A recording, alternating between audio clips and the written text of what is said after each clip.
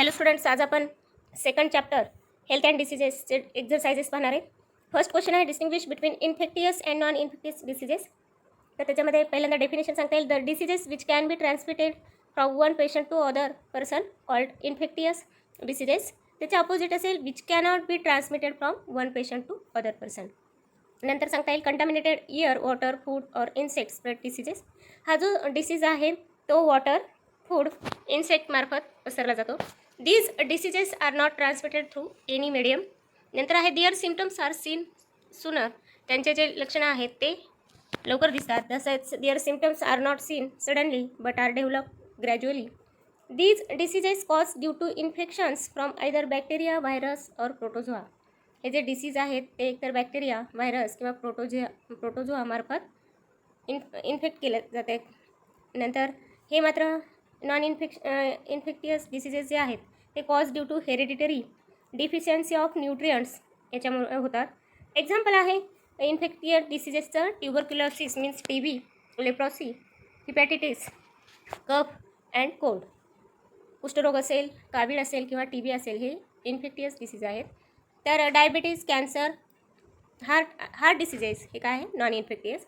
Question 2 आहे identify otter, malaria, हिपॅटिटिस, एलिफॅन्टियासिस means आणि dengue. Malaria असेल, कावीळ असेल, हत्तीरोग आणि डेंग्यू याच्यापैकी ऑड कोणता आहे हिपॅटिटिस, कारण other diseases are cause by mosquito. B आहे plague, AIDS, cholera, TB. Answer आहे एड्स, कारण other diseases are cause by bacteria. Question 3 आहे आन्सर इन 1 to 2 सेंटेन्स. 1 ते 2 वाक्यात उत्तरे लिहायचे तुम्हाला. प्रश्न फर्स्ट आहे which are various media spreading the infectious diseases. Answer आहे the infectious diseases spread through contaminated air, water, food and insects. B आहे give the names of 5 non infectious diseases other than given in the lesson. ह्या चॅप्टरमध्ये नसलेले जे काही non infectious diseases आहेत त्याची 5 नावं तुम्हाला सांगायचे. हायपरटेन्शन, किडनी स्टोन्स, आपण त्याला मुतखडा असं म्हणतो. तर इपिलेप्सी असेल, कॅन्सर यासारखे डिसीज हे काय आहेत नॉन इन्फेक्टियस. अल्झायमर हे सुद्धा त्याचं एक्झाम्पल सांगता येईल. सी आहे which are mains reasons of diabetes and heart diseases. कोणतं मेन रिझन असेल. आन्सर आहे improper diet, lack of exercise, excess mental stress are the main reasons. Question 4 आहे व्हॉट कॅन बी अचीव्ड किंवा can be prevented.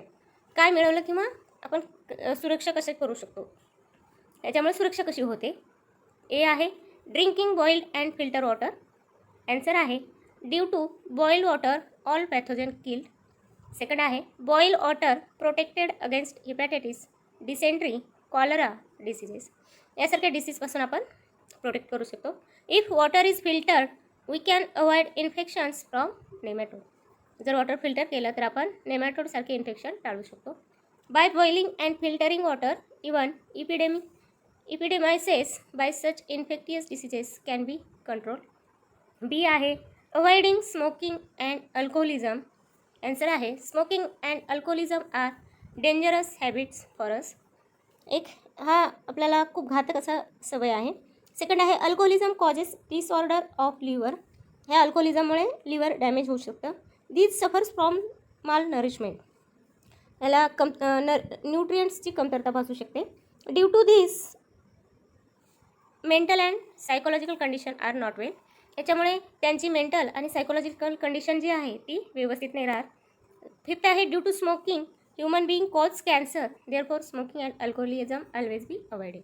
Smoking केल्यामुळे cancer होऊ शकतो. नंतर आहे सी मध्ये तुम्हाला विचारलं आहे regular balance diet and exercise.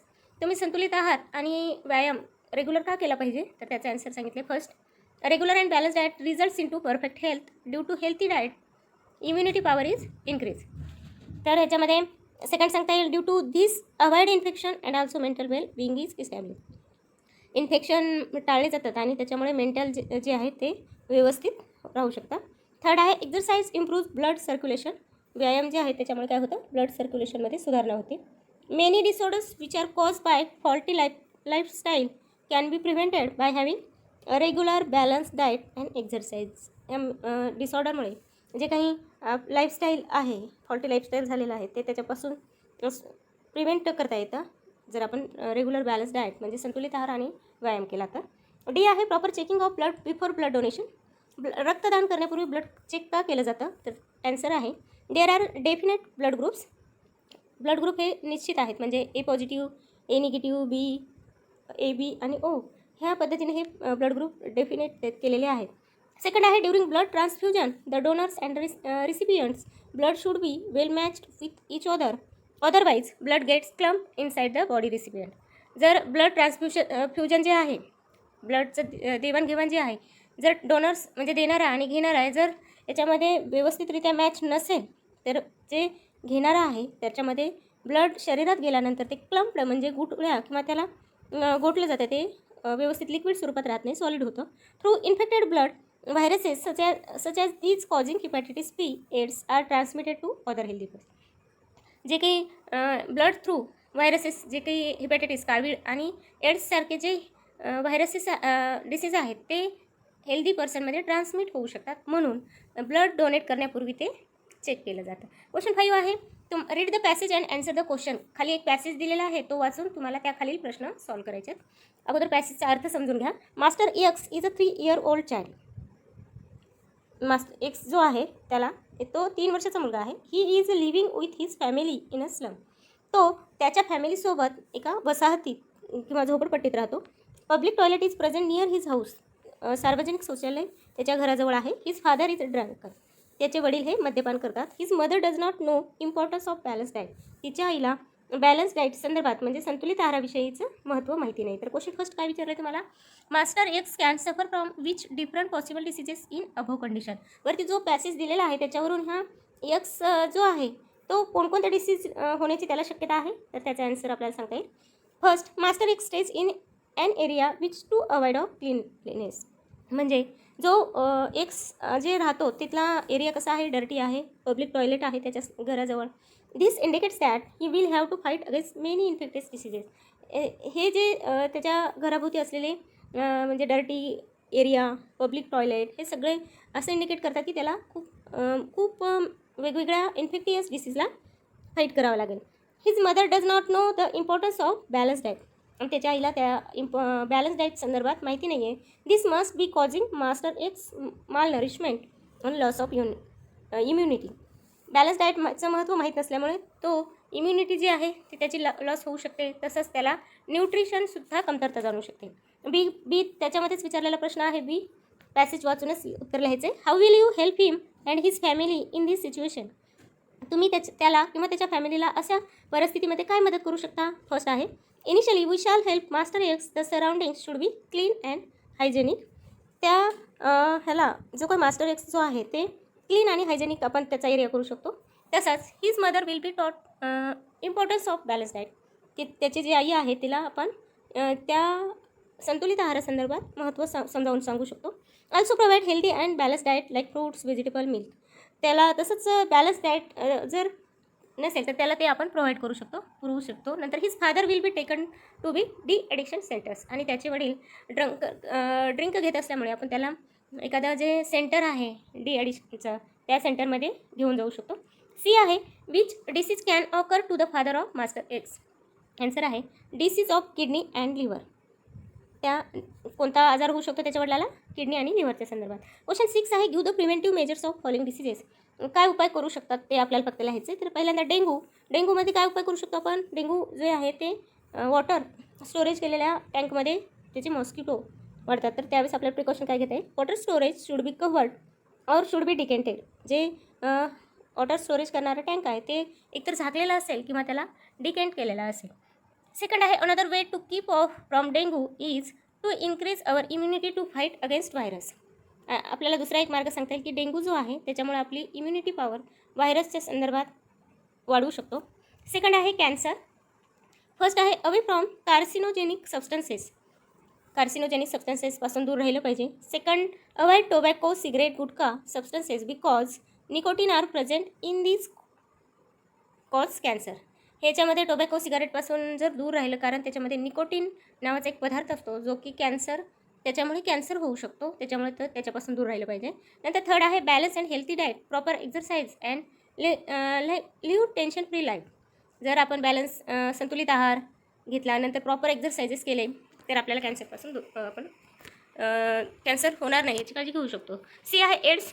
त्याच्यामध्ये प्रिव्हेंटिव्ह मेजर कोणते आहेत? When blood transfusion is done the blood should be check for the presence of HIV.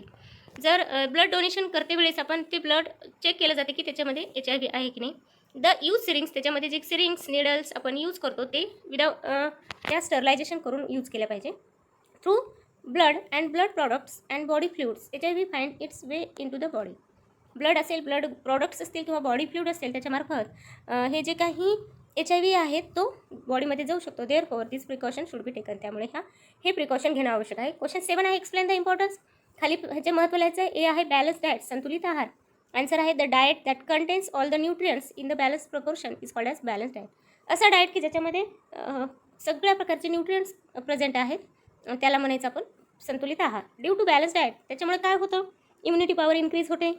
Balance diet containing good proportion of vitamin, त्याच्यामध्ये विटॅमिन आणि मिनरलचं जे प्रमाण आहे ते व्यवस्थित राहतं. नंतर आहे due to balance diet to maintain health and body in equilibrium.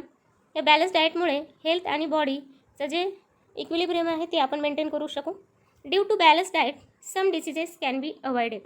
Balance डाएटमुळे काही डिसीजेस आपण टाळतो. नंतर सेकंड फिजिकल एक्झरसाइज किंवा योगासन्स. त्याच्यामध्ये due to exercise blood circulation increase. आपण एक्झरसाइज केल्यामुळे ब्लड सर्क्युलेशन इन्क्रीज होतं. सेकंड आहे body and joints remain flexible, mental stress is reduce. Body आणि जॉईंट्स आहेत ते फ्लेक्झिबल राहतात आणि मेंटल स्ट्रेसपासून आपल्याला सुटका होते. नंतर yoga makes levels of hormone enzymes in equilibrium. योगामुळे काय होतं? हार्मोन असेल, एन्झाईम असेल, त्यांची लेवल जी आहे ती समान राहते. नंतर फोर्थ आहे by keeping control over breathing through pranayama many respiratory and circulatory disorders can be prevented.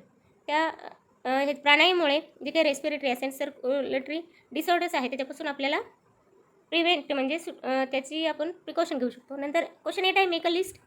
Viral डिसीजेसची list. Hepatitis, influenza, rabies, polio, AIDS. B आहे bacterial disease, typhoid, tuberculosis, cholera and leprosy. C आहे disease spread through insect मार्फत होणारे disease, malaria, dengue आणि एलिफॅन्टेसिस means हत्ती रोग. D आहे hereditary diseases म्हणजे अनुवंशिक डिसीज कोणते आहेत? कलर ब्लाइंडनेस म्हणजे रातांधळेपणा, डायबेटीज आणि हिमोफिलिया. क्वेश्चन 9 आहे write the information on modern diagnostic and treatment of cancer. Cancer जो आहे त्याच्यावरती डायग्नोस्टिक आणि ट्रीटमेंट कोणती घेता येईल ते आपल्याला तिथे सांगायचं आहे. डायग्नोसिस बघा. Following methods are use as diagnostic methods to detect the cancer. Cancer detect करण्यासाठी खालील टेक्निक आपण यूज करतो. टेक्निक्स लाईक सिटी स्कॅन करतो, MRI स्कॅन, मॅमोग्राफी आणि बायोप्सी. ह्या 4 पद्धतीने आपण कॅन्सर डिटेक्ट करण्यासाठी वापरणारे हे मेथड्स आहेत. ट्रीटमेंट कोणती घेतो आपण? Treatment of cancer is done by following methods. Conventional methods are use in this methods. Chemotherapy, radiation therapy and surgery are commonly use. याच्यामध्ये कन्व्हेन्शनल मेथड्स जे आहे त्याच्यामध्ये किमोथेरपी, रेडिएशन आणि सर्जरी आपण त्याचा यूज करतो. नंतर आहे robotic and laparoscopic surgery are also use for treatment of cancer. Robotic आणि लॅप्रोस्कोपिक सर्जरी आहे त्या कॅन्सरवर ट्रीटमेंट घेण्यासाठी आपण यूज करतो. अशा पद्धतीने आपला हा एक्सरसाइज कंप्लीट झालेला आहे. थँक्यू.